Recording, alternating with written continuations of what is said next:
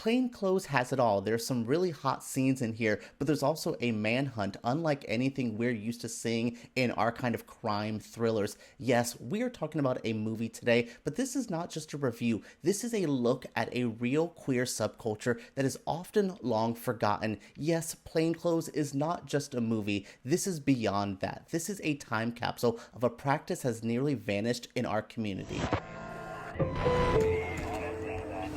Well, hello, Flickering Myth family, and welcome to our channel. My name is EJ, and we are diving into the movie Plainclothes today. I've been really excited about this movie since it premiered at Sundance. I love Tom Blyth. I love Russell Tovey. I love to see a new filmmaker get to test themselves out with such a explosive debut like this. I'm happy to bring Plainclothes to you, but I couldn't just do a standard review for this movie. This deserves more than that. This movie it really brought me to a place that I wasn't expecting. It really made me feel things. I was tense, I was scared, I was disoriented, but I was also very intrigued by the romance. Is that what I could call it in this movie? I was just intrigued by the story being told here. It really took me to a time period. It really brought me to stories that we know within the community that we still are facing nowadays. Again, I think this movie is so incredibly 90s with the art of cruising and how it's not really around anymore, but it still exists. There's apps that will really guide you to it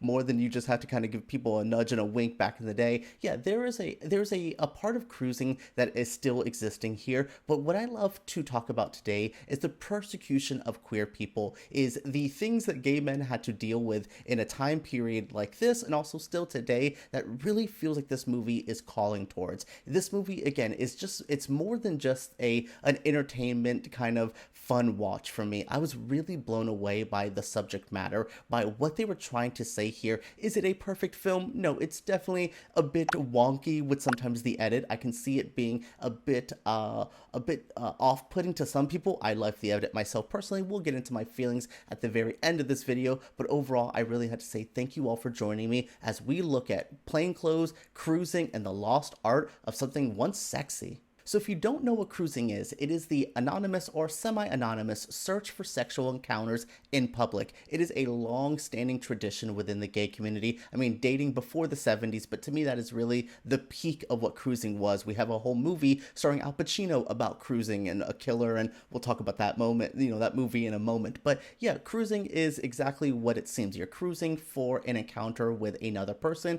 Usually we establish this by head nods, toe tapping. Maybe sometimes people would wear, this goes down to the hanky code, which for people would wear handkerchiefs or what we know as bandanas out of their pocket to signal that they're looking for a specific thing. Again, it is all usually nonverbal communication to engage another person in a sex act. It's weird, it's scandalous, it is not for everyone, especially the younger queer community. I can understand being so thrown off by this subject, but it has been a long-standing tradition. But so has the policing, so has the targeted targeted looks at this from the police force. We have a very famous case, I believe in 1998 in Beverly Hills, where George Michael, a very famous singer who did Wham, he does the song Last Christmas, Wake Me Up Before You Go Go. This is a very famous person. He was arrested for cruising, which was a mind-blowing moment in 1998. We also have Paul Rubens, who we may know as Pee Wee Herman, was arrested in a Sarasota adult theater for exposing himself and possibly looking to hook up with somebody while in an adult theater while a adult film was playing. Girl, what are we supposed to be doing in there if that...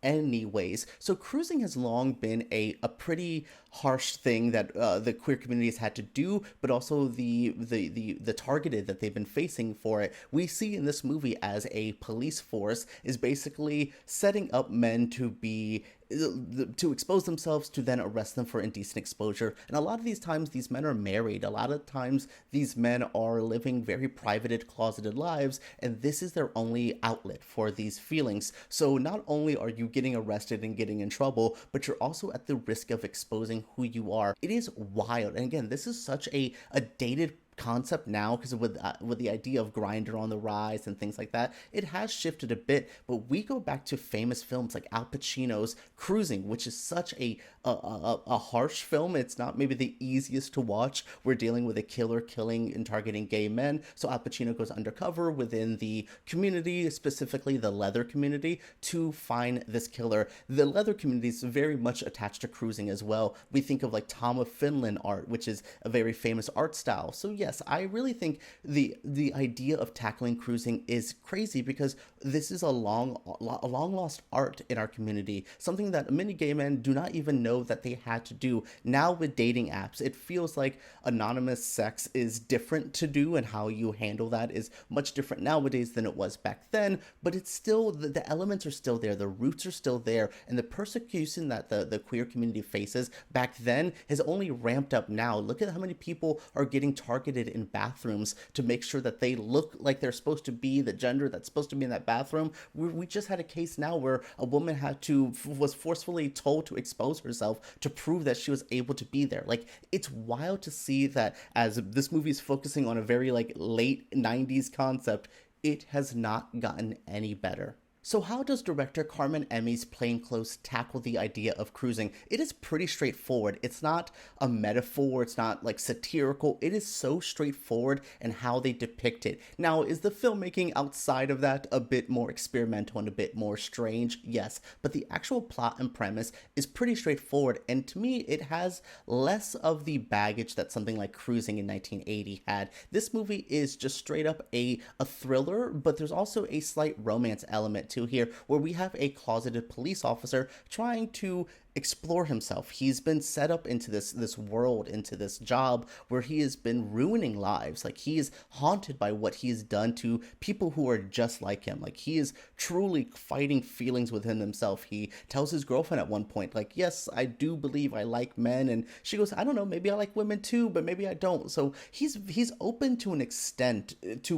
He's so scared to tell his mother. He is so scared to ruin that family atmosphere that he had. So now we're seeing this character just feel like, and Tom Blyth just brings this to life. Like, I want to call him Gus because that's the name that he uses for most of this, but we're seeing Gus, quote unquote, really find what he can do and who he is, and how deep he wants to go into this, to the point where he might make very dramatic choices just to fill out this fantasy and fulfill the needs that he has, even if that's not exactly what's going on here. And it's just like, baby, you're out of your element. You need to know what's going on. So yeah, I love that this movie tackles so many other things, but I love the portrayal of cruising here. I love that they made it so honest. Like, they really captured a very niche and a very specific thing that may feel dated, but nowadays we have apps that are specifically made for cruising, very anonymous stuff. Grindr can always be quote unquote used to find, oh, I met my boyfriend on Grindr. There's apps out there that you will not meet a boyfriend, you will meet an anonymous lover. So it's interesting that this movie really did harken back to that, and it didn't feel like it was being told through a modern lens. It did feel very authentic to the time period, and I love that, because a lot of times when we try to have social commentary, we bring the baggage of 2025 or whenever we make that movie, and we bring it to a past subject. This movie is not really bringing that baggage in. It feels very authentic to this, and it has a hopeful element, which I do think is the most modern vibe to it, where you're like, oh, maybe can it happen, but it won't, but it shouldn't, but will it, and it won't. It's conflicting. I like that it brought that element in it, but I love that it stayed so traditional, so true to what cruising is and what it was. The Lost Art of Cruising is a weird title, but truly, it is a lost art. I think men, one specifically, are not great with nonverbal communication anymore. You could not toe tap in a bathroom and someone knows what that means. Men have just gotten worse with it. Like, verbal communication struggles for men, let alone nonverbal communication. And then we have things like Scruff and Grindr and things like that really have kind of eliminated the need for it. Then we have the evolving Gen Z queer culture, which are these polygamous hippie kids who just want want to have 14 boyfriends, but none of them are having no, none of them are having sex. Like, that's too taboo. So it's interesting to see where we're going with all of these different cultures and communities and how we've moved away from this. I believe I am a bit nostalgic to the idea of this. There's something mysterious and sexy about what they used to do for cruising, and I think this movie does capture that sexiness a bit, even though it also captures the very terrifying thriller element to this. This movie oftentimes feels like a horror movie to me because of the reality of the situation. As sexy and hot as it could be, you're like, ooh, I'm gonna meet somebody in a bathroom, and are they gonna hook up with me? And that will they won't they element is hot, but also that will they won't they is that person, should I be doing with this person? Who are they? And that moment where we see our characters just kind of be like, we're putting that wall down. Oh God, there's a beautiful moment in a garden, like a greenhouse here, that I thought was so hot and beautiful and real and honest, and I loved that. And it was so different than the moments in the bathroom, which is so specifically cruising focused. Like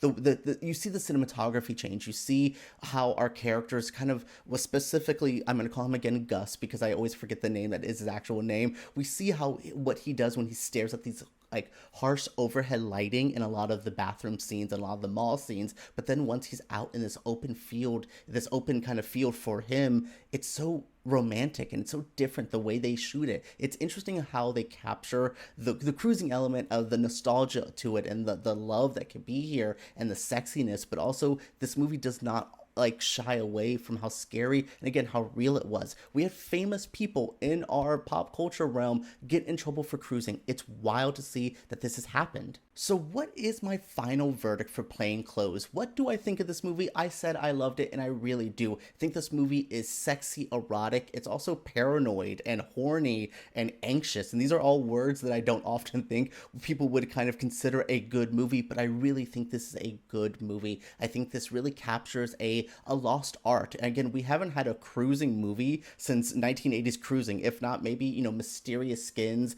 the Joseph Gordon-Levitt movie from the mid 2000s or early 2000s. I think that has a bit of a cruising element to it. My Own Private Idaho is about escorts. So we've touched on this subculture of queer community, but the way Plainclothes does it, the way it really feels so true to life, I really do appreciate it. It's raw, it's authentic. Carmen and Emmi just it really does a fun experimental filmmaking style with it. Does it feel a bit jarring? Yes, I can see where people are not going to like it, and I think that is a fair analysis if you don't have to love it, but I definitely appreciate what they did. They could have just told this straightforward and it would have been just a normal erotic thriller, but those VHS edits, the way they overdo some certain noises to really kind of overstimulate you, it's all really genius. I think it's just a fun way of doing a harsh story. Again, they found a way of being entertaining. Like, it was a good movie to watch, but it was also hard and it made me think, and it wasn't the easiest to digest,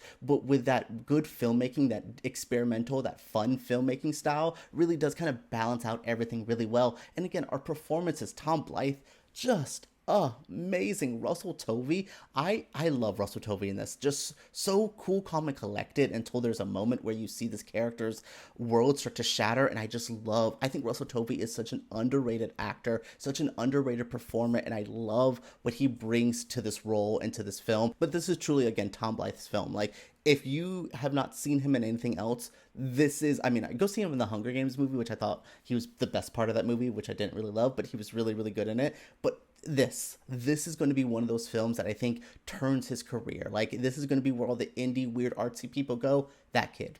He's the one I want in my movies because he is such a standout here. There's a moment towards the end where I was just blown away, just white knuckling my chair, being like, I don't want to see what's gonna happen. And it's just his brilliant performance. It's just so good. It's layered, it's troubled, it's confused, but it's also this moment of where, like, oh, this poor boy. Like, I felt bad for him, but I also understood that he didn't make the best choices either. Again, good writing, good directing, and a good performance really makes Plainclothes more than just a look at cruising. It's a good film. It's a good film that also really does depict a subculture that I think is very important and we need to reflect on.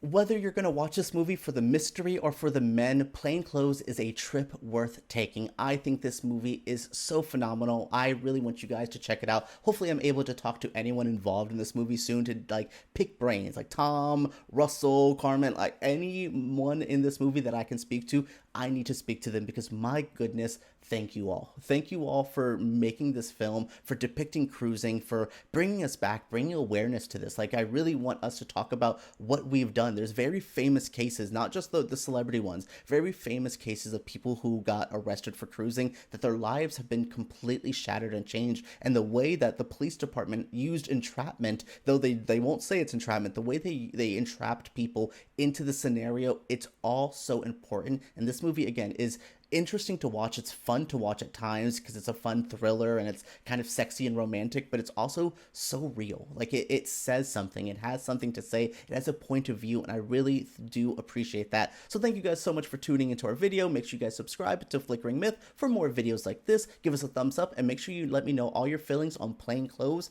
right down below.